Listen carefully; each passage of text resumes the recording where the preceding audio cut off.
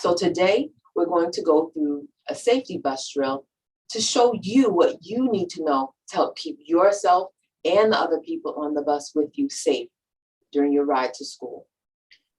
Upon entering the bus, it's important that you learn how to follow the rules, bus safety rules. And these rules are usually posted in the front of your bus on the bulkhead. The rules may include things as simple as sitting where your bus staff assigns you, staying seated with your hands and feet to yourself, following the directions of the driver and bus attendant at all times. These rules were devised and are in place to help keep you and everyone aboard the bus safe. It's important that you trust your driver and your school attendant to keep you safe during your ride to and from school.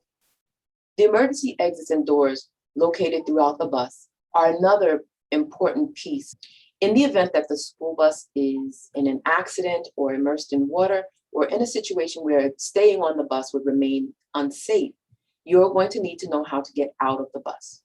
In the event that your vehicle is in a crash and the front door is no longer usable, you will need to use one of the emergency windows or the rear exit door to exit your vehicle. For the emergency window, follow the instructions that are posted on the window itself by either opening the handle or lifting the handle and pushing out on the window to open it.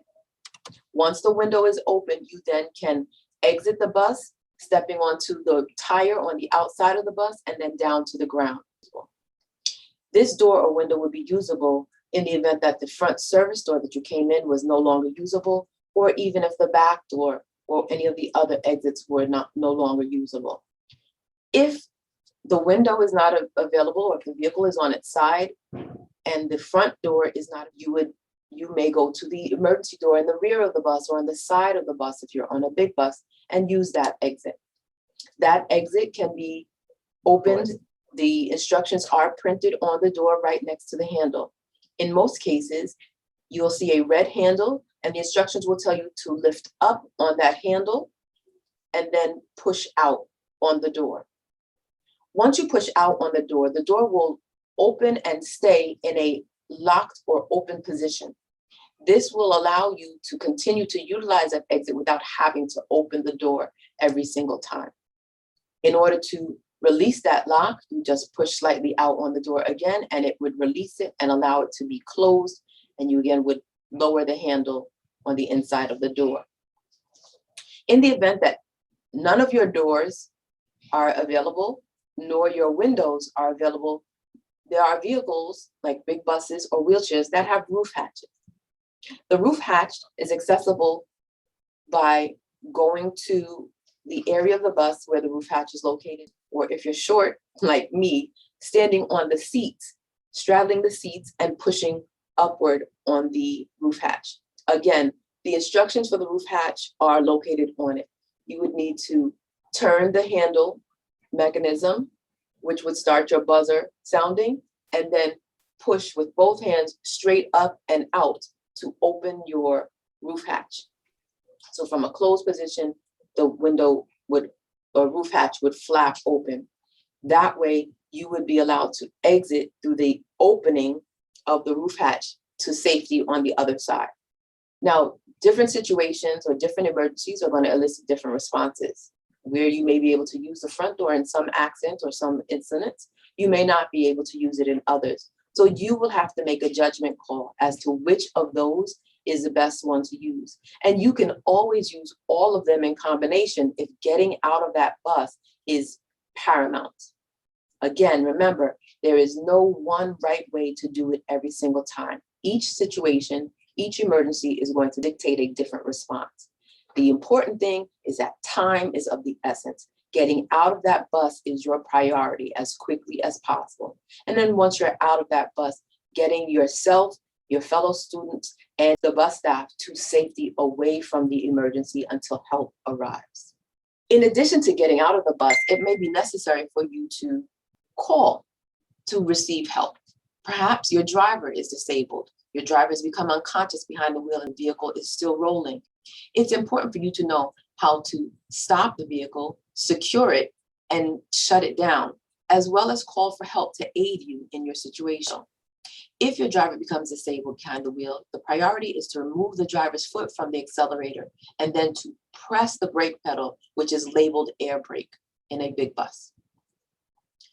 The far right pedal is your gas pedal. The middle pedal is going to be your brake pedal. If in the event you're unable to remove the driver's foot from the accelerator, you want to press on that brake pedal as hard as you can, even if you have to press on the driver's foot to bring that vehicle to a slow creep and then to a halt. If for some reason you're unable to push that brake pedal and allow that vehicle to slow down and then eventually halt, you're going to need to pull up on the emergency brake lever. The emergency brake or parking brake in the big bus is a diamond-shaped knob that is usually yellow or red and is labeled parking brake.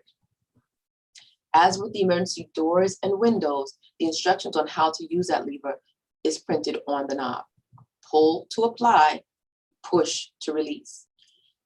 Now, if your vehicle is rolling and you're unable to take the driver's foot off of the brake pedal, pulling up on that knob will eventually slow and stop that bus. But it's important that before you do that, that you hold on to something and brace yourself. You're going to need to turn the key to the off position. Once that has been done and the vehicle has been secured, you will need to turn the key one further notch to make sure that there is power to your radio. Now, the radio is located to the left of the driver, and it's usually a small unit that is connected to a microphone with a spiral cord. On that microphone, there will be a push button on the side of the mic. You will push the button on the side of the mic, listen for a beep, and then begin to speak. Once you begin to speak, you're going to give the dispatcher on the other end of that radio your exact location, not just the street that you're on, but also the town in which you're located. If you're unsure of where you are, look for landmarks. This will help the driver to be able to locate you. Give your vehicle identification number, the number printed on the side of the bus, and the nature of your emergency if you know what's going on. If you're unsure or if you're unable to reach anyone, call 911. Once you finish giving your information, you're going to release the button on the side of the microphone and listen for instructions from the dispatch office to you. They may say to you, "We understand your communication, help is on the way." They may say, "I need more information." If you're unsure as to whether or not you got through to the dispatch or if they understood your information, have someone call 911 anyway. It won't matter that everybody responds, but it will matter if no one responds. Because safety is a foremost concern, seatbelts are available on all of our buses and recommended for use with all of our students. In order to use a seatbelt properly, you will find a seat. You will locate the seatbelt for that seat, usually color-coded.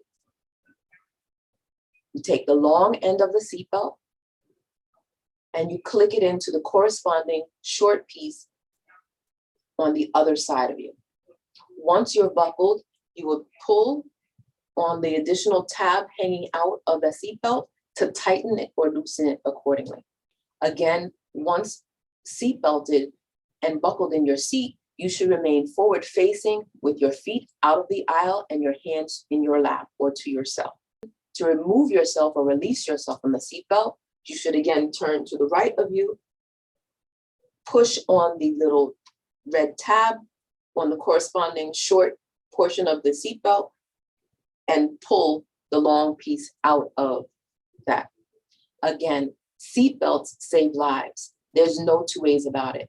With over 1 billion cars on the road every single year, please know that school buses not only save time, save the environment, but they also save lives. Please do your part to make sure that you practice school bus safety rules every single day.